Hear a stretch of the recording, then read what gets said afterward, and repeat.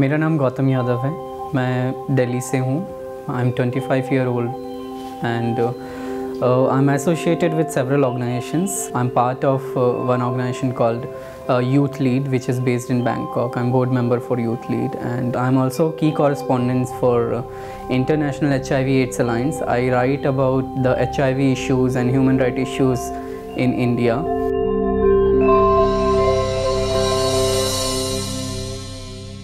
जब मैं 4th standard में था तब मुझे धीरे धीरे रियलाइज़ हो रहा था कि मैं और बच्चों से थोड़ा अलग हूँ, बिकॉज़ मुझे समझ में नहीं आ रहा था जिस तरीके की चीज़ें मेरे साथ हो रही थी। फॉर एग्ज़ाम्पल, मुझे लड़के बहुत अट्रैक्ट करते थे अपनी तरफ। लड़कियों के साथ मुझे दोस्ती करना अच्छा लगता था, लेकिन उनके साथ उस तरीके से बात करना मुझे अच्छा नहीं लगता था जैसे और बच्चे करते थे। लड़कों के साथ खेलना, लंच करना, ये सारी चीज़ें मुझे बहुत पसंद थी। मेरे साथ एक ऐसा इंसिडेंट हुआ मेरे स्कूल में, जब मैं 8th स्टैंडर्ड में था। मैं स्कूल से वापस घर जा रहा था और घर जाते वक्त स्कूल बस में मुझे बच्चों ने, मेरे कुछ जो क्लासमेट थे, उन्होंने मुझे हिजड़ा कह के बुलाया और मैं काफ़ी हैरान था। तो उसके बाद दोबारा मुझे कभी लगा नहीं कि मैं उन बच्चों को फेस कर पाऊँगा और मैंने अपना स्कूल छोड़ दिया।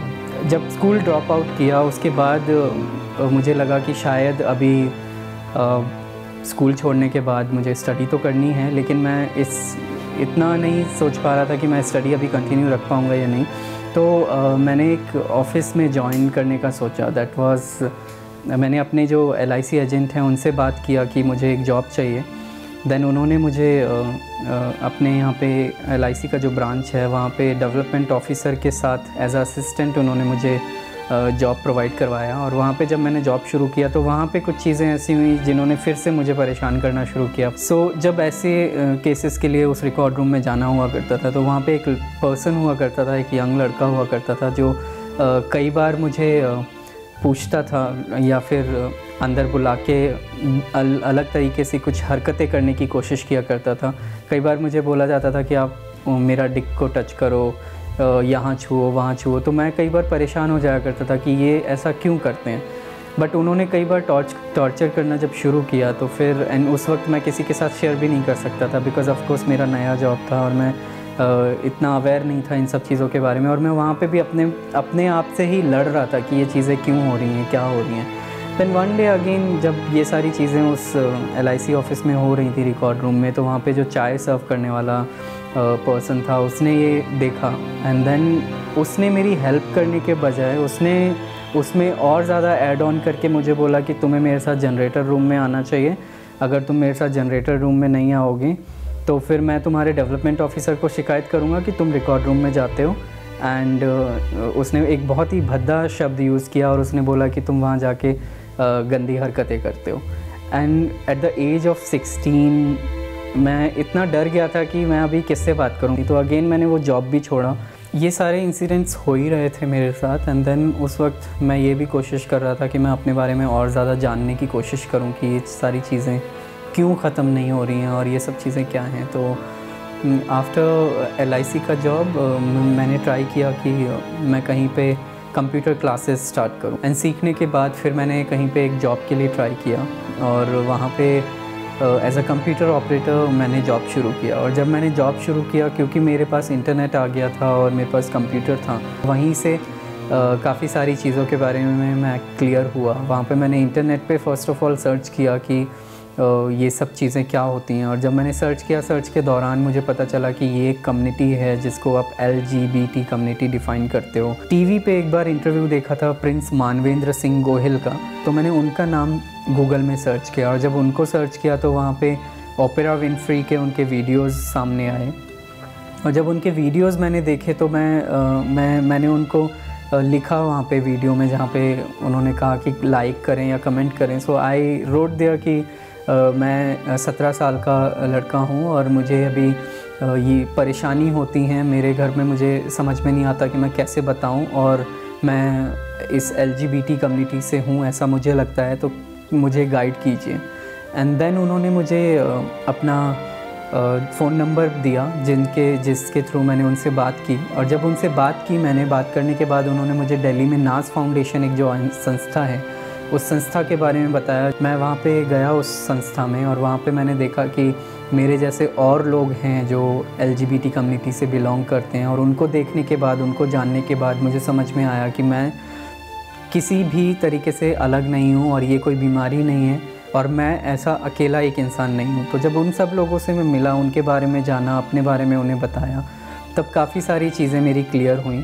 एंड देन आई थॉट कि मुझे अभी पेरेंट्स को बताना चाहिए, बिकॉज़ मैं हमेशा से मानता हूँ कि मुझे दोहरी ज़िंदगी नहीं जीनी है कि मैं घर पे कुछ और हूँ और बाहर कुछ और हूँ। जो मेरे फादर हैं वो शायद मुझे कहीं ना कहीं ज़्यादा समझते हैं और उनको इन सब चीज़ों के बारे में थोड़ा बहुत अंदाज़ा भी है, नॉलेज भी है। जब मैंने उनके साथ डिस्कस किया इस चीज़ को लेके, सबसे पहले तो मुझे समझ में नहीं आ रहा था मैं शुरुआत कैसे करूं।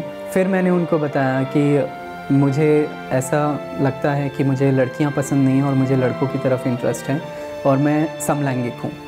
उनका रिएक्शन जो था वो ये था कि ठीक है, अगर तुम्हें ऐसा लगता है तो कोई प्रॉब्लम नहीं है, जस्ट तुम अपनी ज़िंदगी उस तरीके से जियो जिस तरीके से तुम जीना चाहते हो, क्योंकि तुम्हारे फादर तुम्हारे साथ हैं। जब मैं नाज फाउंडेशन में गया 18 साल की उम्र में, तब जो काउंसलर थे उन्होंने मेरे से मिलके और बात किया और उन्होंने मेरे सेक्सुअली मैं कितना एक्टिव हूँ उसके बारे में जानने की कोशिश की।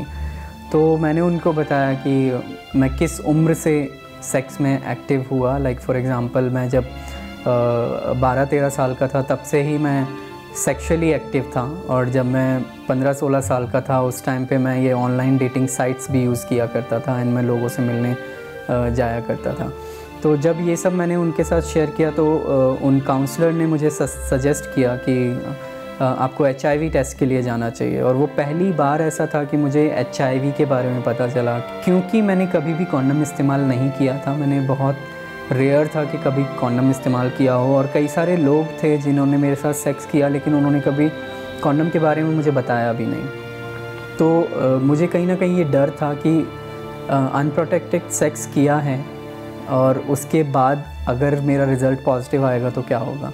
तो मुझे 9 महीने का टाइम लगा अपने माइंड को मेकअप करने में और ये समझाने में कि गौतम, अगर आज नहीं जाओगे तो कल जाओगे, but you should go for HIV testing. After 9 months मैं HIV टेस्टिंग के लिए गया। फिर उन्होंने ज़्यादा समय ना लेते हुए उन्होंने मेरे साथ शेयर किया कि गौतम, आपका जो HIV का रिज़ल्ट है वो पॉजिटिव आया है और आपको HIV है।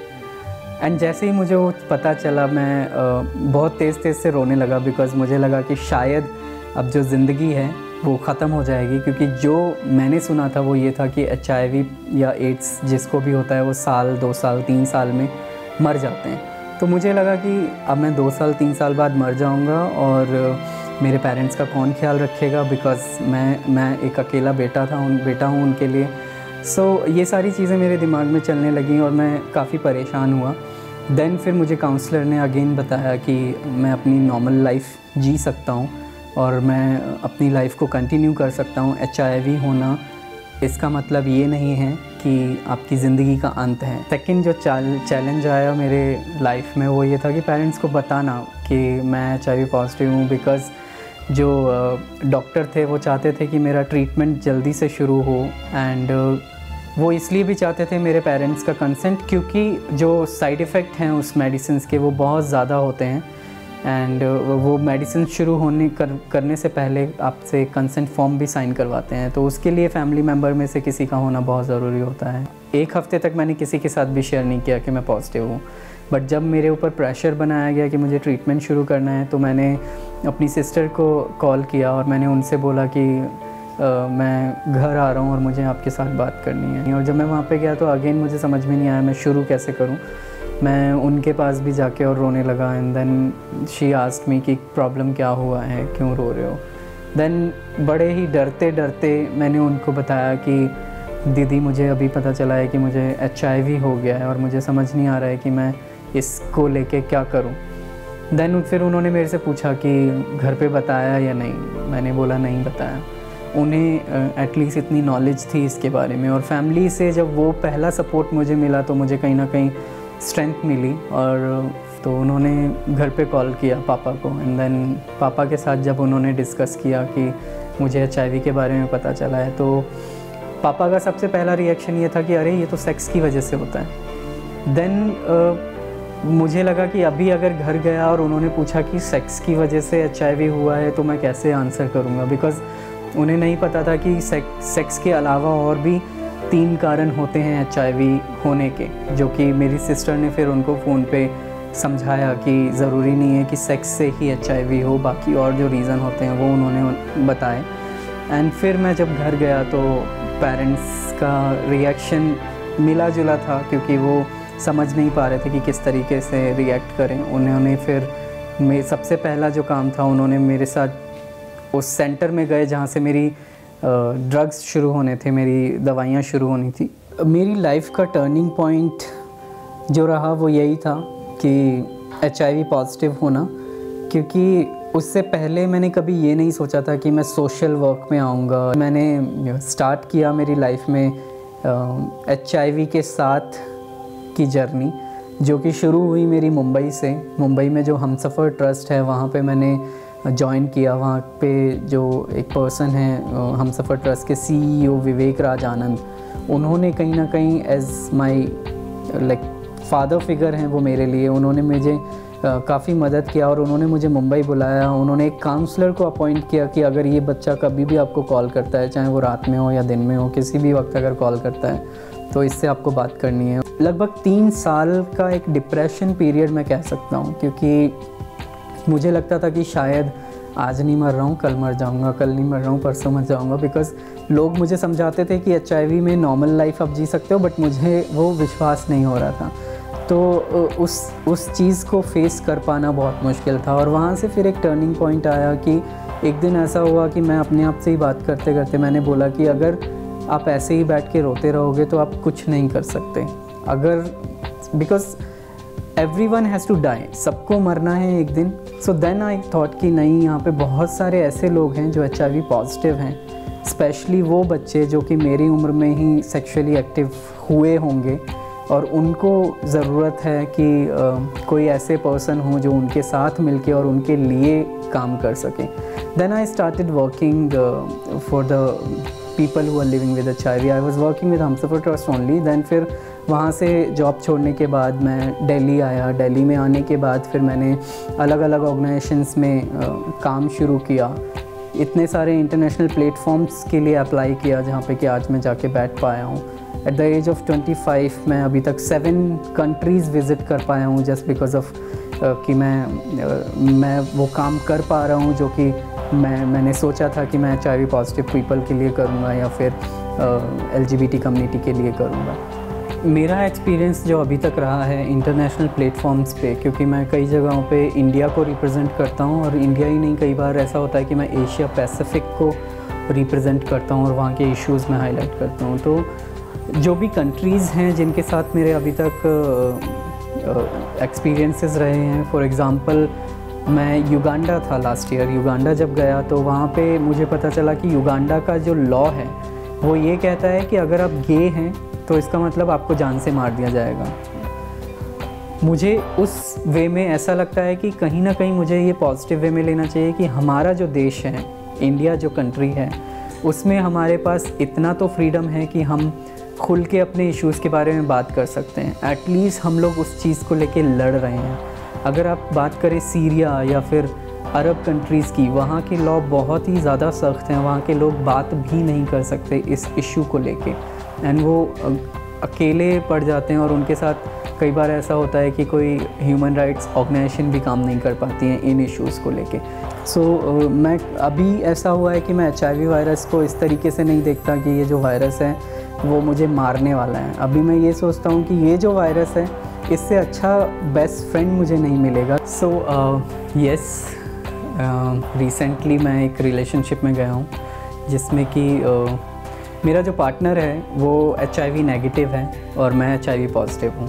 तो यही एक कहीं ना कहीं बहुत अच्छी बात है कि लोग हैं इस दुनिया में जो ओपन माइंडेड भी हैं। और मेरा जो पार्टनर है, जब उसे मैंने बोला था कि तुम इस चीज़ को कैसे लेते हो कि मैं HIV पॉजिटिव हूँ और तुम HIV नेगेटिव हो, तो उसने मुझे सिंपल सा एक आंसर दिया कि गौतम, मैंने तुमसे प्यार किया है और मैं तुम्हें देखता हूँ जिस तरीके से तुम हो, the way you are, I love it.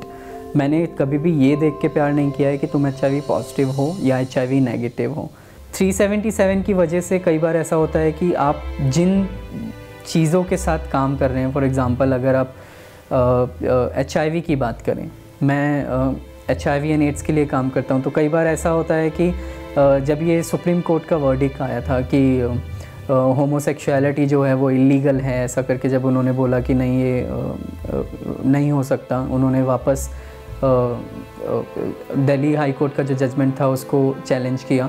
तो उसके बाद जो सिचुएशन हुआ था वो ये हुआ था कि हमारे जो कुछ कम्युनिटी बेस्ड ऑर्गेनाइजेशन हैं पूरे ऑल ओवर इंडिया, उनको ये बोला गया उनके लैंडलॉर्ड की तरफ से कि सुप्रीम कोर्ट ने बोला है कि आप लोग इलीगल हैं, तो हमारा जो ऑफिस प्रेमिसेस है वो अब आप खाली कर दीजिए, क्योंकि अगर आप हमारे घर में या हमारे जगह पे अपना ऑफिस चलाएंगे तो पुलिस हमारे अगेंस्ट भी कार्रवाई करेगी या फिर हमें भी वो जेल में ले जा सकते हैं।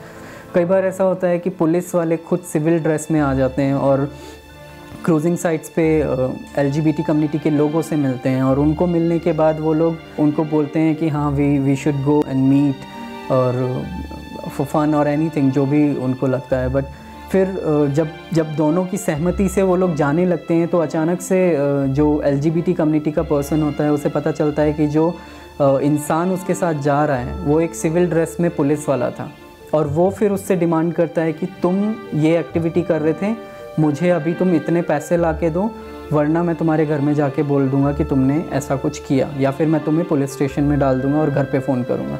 एंड ऑफ कोर्स उस सिचुएशन में धारा 377 के डर की वजह से और पेरेंट्स के डर की वजह से या सोसाइटी के डर की वजह से उस पर्सन को उसकी डिमांड पूरी करनी पड़ती है, जो भी वो पुलिस वाला बोले। या फिर नॉट ओनली पुलिस वाला, गूंस भी हैं, सोशल नेटवर्किंग जो भी साइट्स हैं आज, जो भी डेटिंग साइट्स हैं, वहाँ पे भी लोग अपनी फेक प्रोफाइल बनाते हैं और लोगों से मिलने के लिए बोलते हैं। वो उनको एक टाइम बताते हैं, एक प्लेस बताते हैं, और जब वो प्लेस पे पहुंच जाता है वो पर्सन विदाउट नोइंग कि हाँ उसके साथ क्या होने वाला है, और यहाँ पे जिस पर्सन ने उसको बुलाया है वो पहले से ही एक प्लान प्रिपेयर करता है कि वो 5-6 लोग और होंगे या 4 लोग और होंगे जो कि उसको लूटने वाले होंगे। जब वो पर्सन वहाँ पे पहुँचता है, इन बिटवीन दोज एक्टिविटीज़ कुछ लोग आते हैं और उस पर्सन को पकड़ते हैं और बोलते हैं कि तुम ये कुछ गलत काम कर रहे थे, जो भी चीज़ें हैं वो मुझे दो, और ATM दो, आपका पैसा दो, अगर आपने कुछ गोल्ड ज्वेलरी पहना हुआ है वो दो, मोबाइल फ़ोन दो।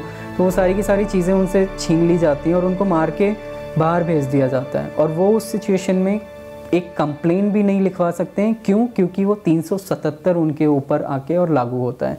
तो मैं जो चाहता हूँ मेरी सोसाइटी से वो ये है कि इंडिया हम कैसा भी बनाएं, चाहे वो डिजिटल हो या मेक इन इंडिया करें या जैसा भी इंडिया हम पॉलिटिकल वे में देखें या अपनी नज़र से भी देखें, बट उस इंडिया में अगर हम एक चीज़ और इन्वॉल्व कर देंगे जो कि है इक्वल इंडिया, जो मेरा ड्रीम है, तो शायद कहीं ना कहीं मुझे लगता है कि सबके लिए बहुत अच्छी बात होगी। और जब मैं इक्वल इंडिया की बात कर रहा हूँ तो उसमें मैं सिर्फ LGBT कम्युनिटी या फिर people who are living with HIV सिर्फ उनकी बात नहीं कर रहा हूँ। हर एक कैटेगरी के जितने भी लोग हैं, किसी भी समुदाय से हों, किसी भी जाति से हों, किसी भी तरीके का उनके साथ भेदभाव ना हो, किसी भी तरीके का उनके साथ स्टिग्मा ना हो, ऐसा एक इंडिया, ऐसा एक इक्वल इंडिया मैं चाहता हूँ मेरी सोसाइटी से।